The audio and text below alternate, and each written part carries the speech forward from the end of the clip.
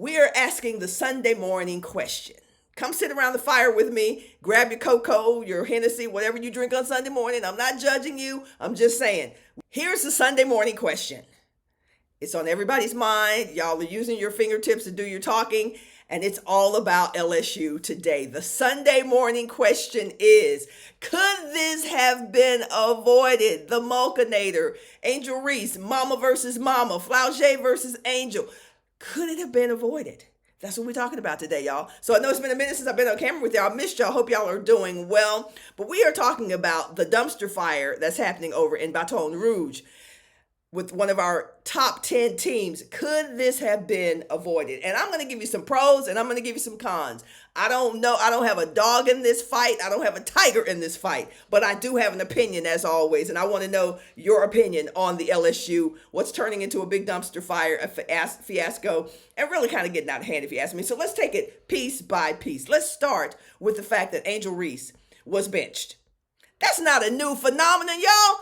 Players get benched, right? Players get benched. We know that Angel Reece didn't have a great game in the loss against Colorado. We know that Angel Reece has got NIL on her mind and she's doing other things and she's a big celebrity for the moment. Key in on that, for the moment.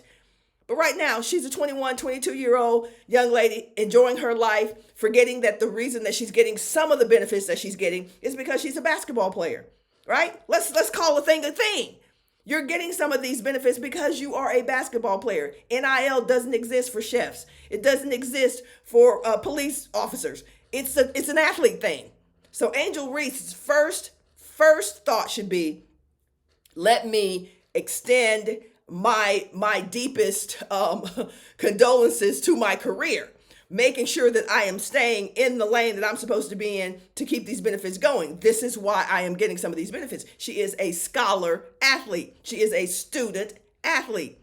So you can't just forget the athlete part of that. You can't just forget the scholar part of that. So Angel Reece needs to drive the car, get the Mercedes, pull it in, back it in. Y'all know how we do. Back it in. Get straight with what the priorities are. You are a scholar athlete, a student athlete. Be both of those. You don't have to be the best at all of those or any of those, but you do have to put in some effort to be a student and an athlete. And sometimes if you can't be a great student, you're not going to get to be a great athlete. Get it together, Angel.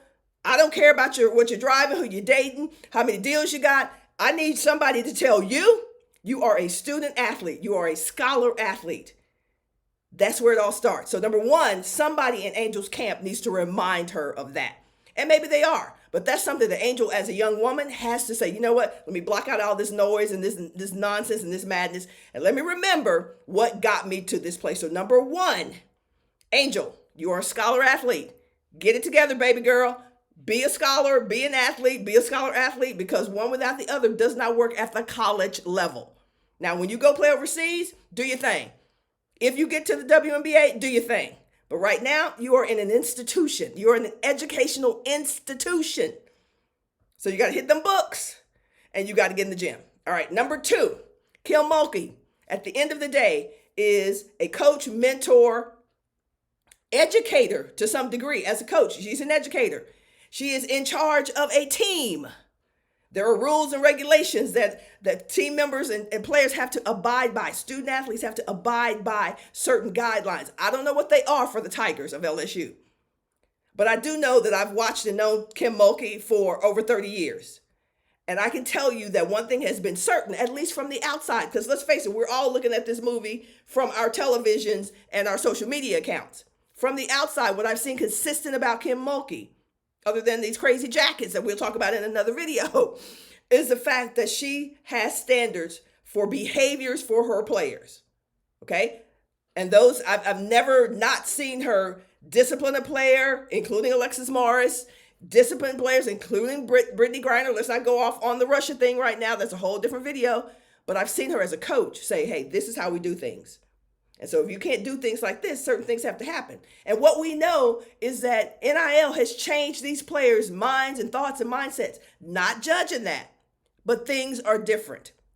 I see Kim Mulkey benching Angel Reece as a method to kind of get this whole atmosphere under control.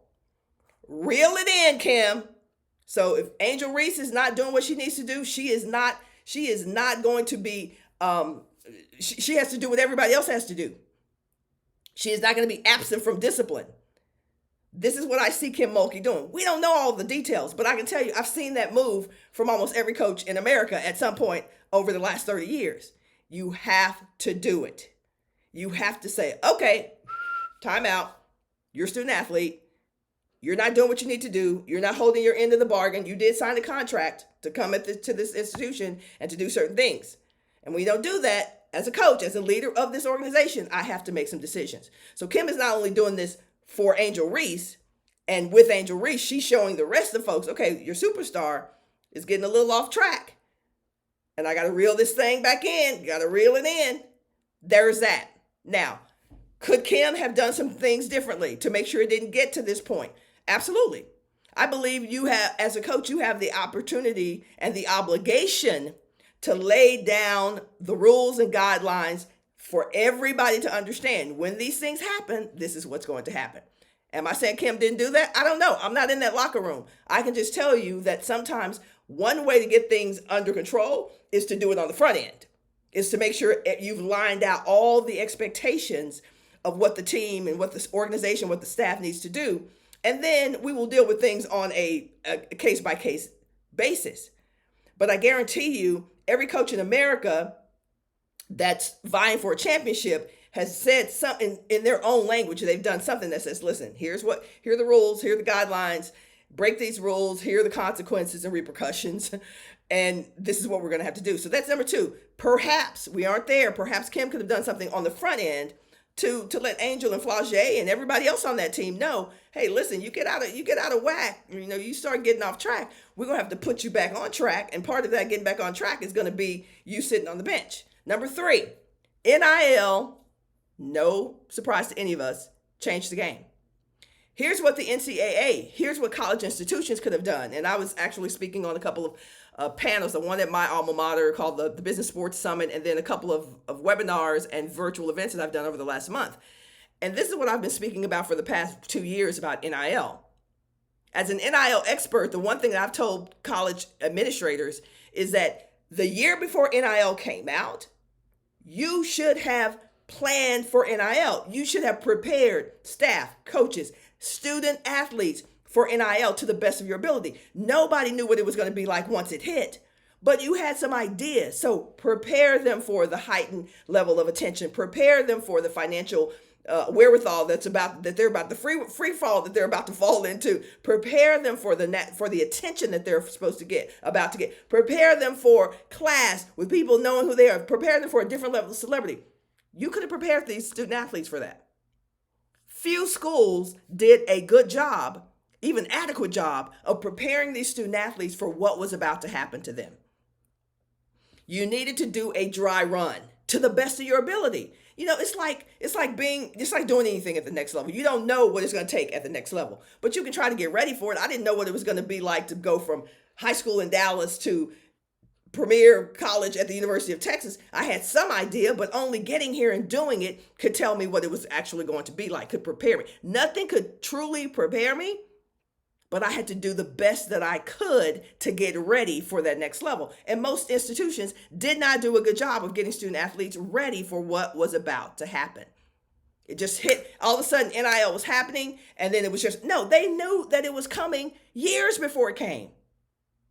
They knew that it was coming years before it came, and yet they didn't adequately prepare themselves or student athletes for what was about to happen. And to this day, most coaches, I would say most athletic programs, 90% of them still are swimming, they're drowning, they're treading water. They still have not gotten their arms around this thing called NIL and what it means. And that's why it's so out of control. Not out of control because student athletes are earning. They should be earning. They should be participating revenue-wise. But all the other educational components, psychological, mental components of this new atmosphere and this new arena that we're in is actually throwing people for a loop. And we've been in it for a couple of years, and they're still being thrown for a loop. So a lot of what we're seeing at LSU is really just a case study of what's probably happening in other places. We're just not hearing about it yet. We're not seeing it. This is a high profile. You got the most high profile student athlete on the planet. And yes, that includes football, includes the guy sports, all of that. Angel Reece, you've got one of the highest profile athletes on the planet.